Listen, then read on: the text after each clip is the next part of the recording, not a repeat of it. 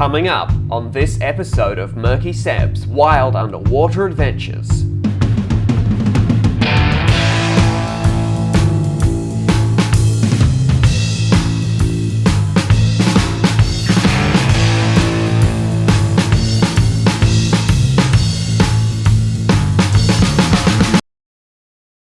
Wow, we have found the most incredible area.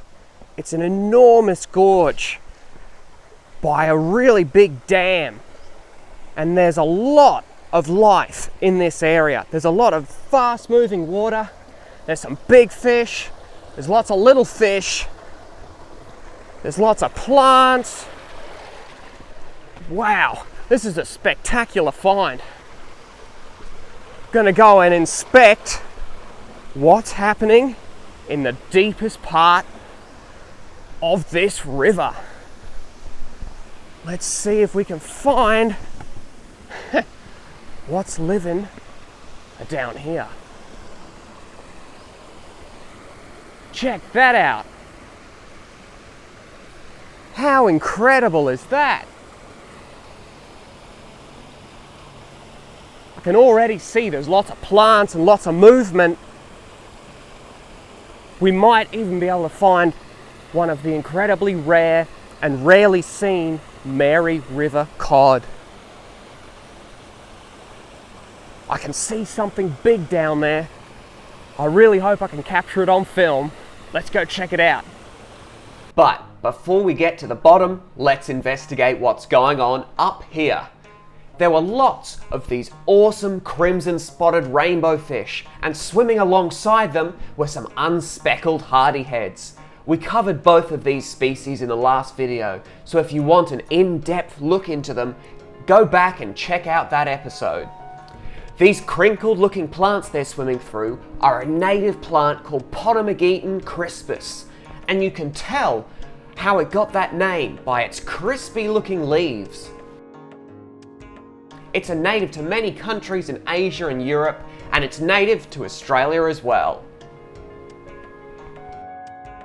There are many species of rainbowfish, and they all got that name because in the 1920s, a man named Amadeus Rudel said of the crimson spotted rainbowfish, "I was astonished at the beauty of this fish the first time I saw it, like a living rainbow."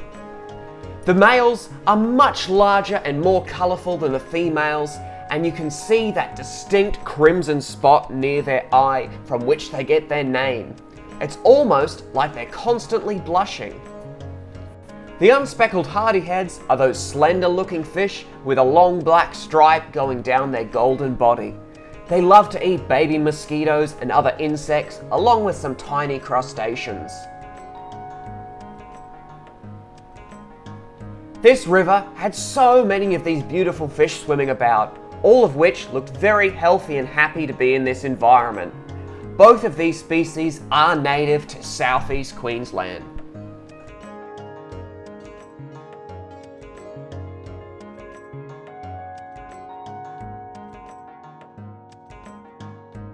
But off to the side, I noticed something big swimming around, and I thought maybe it's the Mary River cod.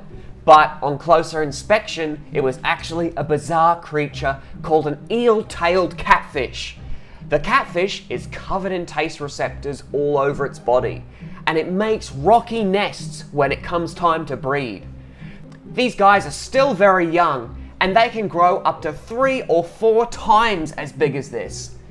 If you want to see some adults nesting, check out my documentary called A Very Mysterious Fish, which is linked below.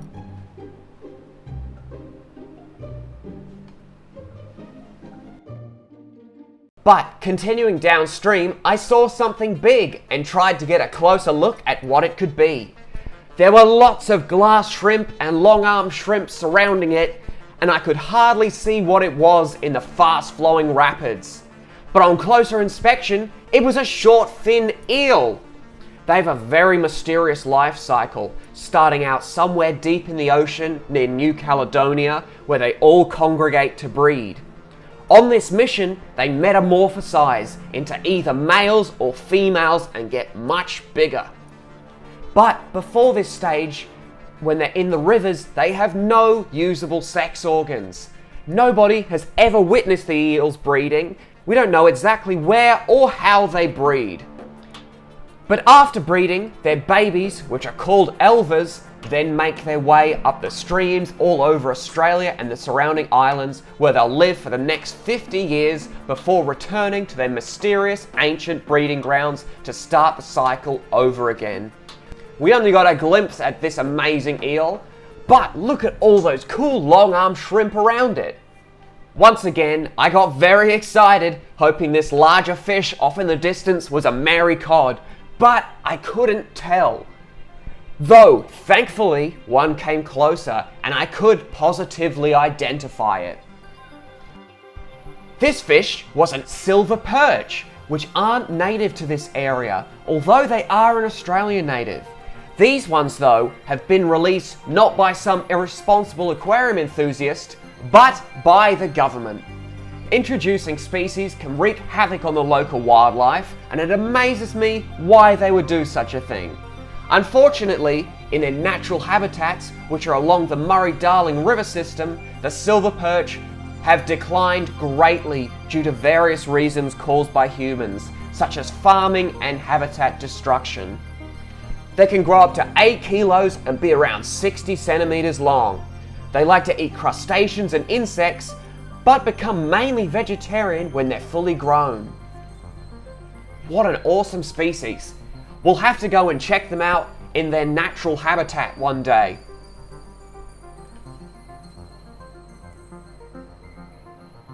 They are a very beautiful and majestic fish. And I'm glad we got to have a look at them. I cannot believe we have found an area as cool as this. Just check out how big that overhang is in the background and how deep this pool is.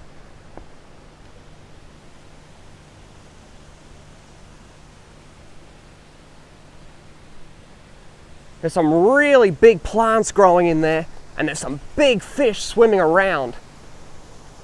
I really hope that they're the Mary River cod, which are really endangered and really hard to find. There's lots of cool waterfalls, lots of plants nearby, all sorts of fish to have a look at. We're going to have a good day exploring this gorge near the dam.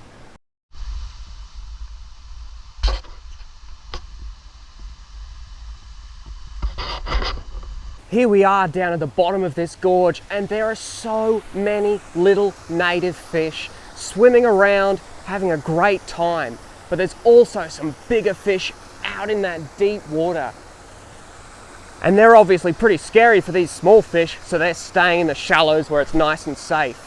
I can see lots of species of gudgeons and what looks like some really colourful smelt.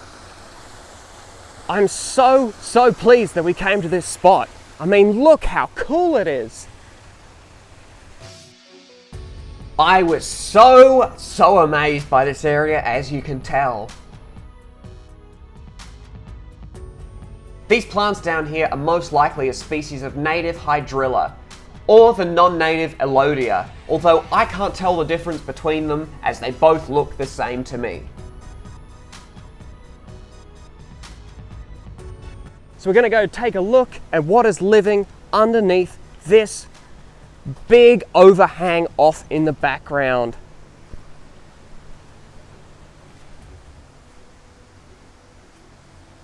Look at how clear the water is. And there's so many plants. But the amount of native fish in this little spot was incredible, and totally different from what we saw just a few meters above this waterfall. These beautiful fish swimming quickly in the mid-water are smelt, and down below the riverbed are various species of gudgeons. Some of the male smelts will get this incredibly beautiful orangey red coloration, which I've only seen once before. But here, there were so many colourful males. The smelt range from the Fitzroy River in South Queensland down to the Murray River mouth in South Australia. They love to eat little insects like mosquitoes and small crustaceans and tiny planktonic organisms. They don't start to breed until they're about a year old, but they don't tend to live much past 2 years. The females will lay around 1,000 eggs every 3 or 4 days during their mating season, which fall and stick to plants and debris of the riverbed. The babies then hatch after about 10 days, and Smelt like to live in large groups together.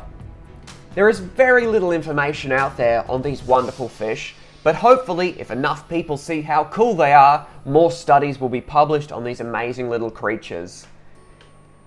I was lucky to get this footage because it's right at the end of their breeding season, and the males still had their beautiful colours on display, and there were so many of them in this one spot. I've never seen so many breeding smelt in one place before. There are of course a few crimson rainbows swimming alongside them as well. I'm sure you know how to identify them after we saw them earlier. Below these awesome creatures are an equally cool fish called a gudgeon.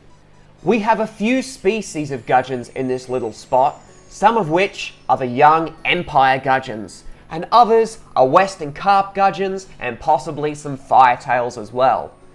Gudgeons like to hang out near rocks and sticks near the bottom of the water, where they camouflage perfectly. Just try to see how many you can spot in this little area. There's heaps. Gudgeons tend to eat anything that will fit in their mouths, which at this size is mainly microorganisms and small crustaceans, and also insects. When it comes time for gudgeons to breed, they tend to find a sheltered area where the female can lay her eggs and the male will come along and fertilize them, but he won't go away. He will actually stay and protect these eggs, not letting anything come near them, not even mum. He will stay there fanning the eggs to keep them free from debris and aerated until they hatch about 1 to 2 weeks later. The male will then leave them and go off and do his own thing. Empires get several times bigger than these little guys, and the males become so pretty when it's time to breed, getting orange and black and white all over their body and fins. They are one of the most colourful fish you will ever see if you get lucky enough to see them in their natural habitat during breeding time. The larger ones are much less common than the little ones because the larger ones tend to find a spot in the deep water and hide. They don't mind hanging out in more open areas. I can understand why. They camouflage so well, I could hardly even see them from where I was standing. And of course, we see a few of the glass and long-arm shrimp hanging out on these rocks as well. This was a truly spectacular area. One that we'll have to come back to and investigate what it looks like in a few months' time. I wasn't expecting this at all. This was actually going to be one of many stops we made during the day, but we ended up spending the entire afternoon here just because of how amazing this area turned out to be.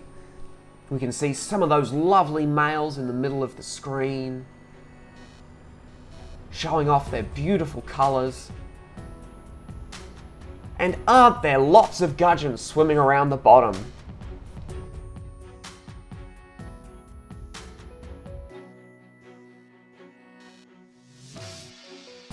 This final shot has some baby smelt, but also some baby hardyheads swimming alongside each other. I couldn't get out into the deep water due to time constraints, but I will see if there's actually any Mary cod living in this river in a future episode. We've had an incredible day. We've seen so many cool species of fish, and it's time to call it a day. The sun's going down, it's getting late, and we've seen so many species, not to mention I'm running out of battery. So let's head back. I'll see you on our next adventure, and keep it murky.